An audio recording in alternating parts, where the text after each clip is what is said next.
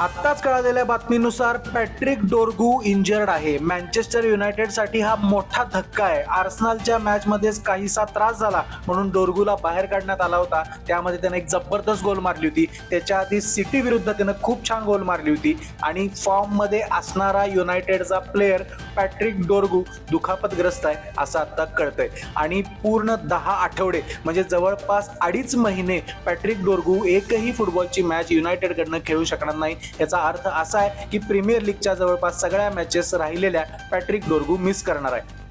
Manchester युनायटेडवरती मी सकाळीच video बनवला होता की ते प्रीमियर लीग कसे जिंकू शकतात आणि त्यांना दृष्ट लागावी, नजर एखाद्याला लागावी. तसं संध्याकाळी त्यांचा इनफॉर्म प्लेयर दुखापतग्रस्त झालेला आहे. पॅट्रिक डोर्गू दुखापतग्रस्त आहे. शेअर करा तुमच्या युनायटेड आणि फुटबॉलच्या फॅनला आणि अशा अपडेटसाठी दैनिक फुटबॉलला नक्की फॉलो करा.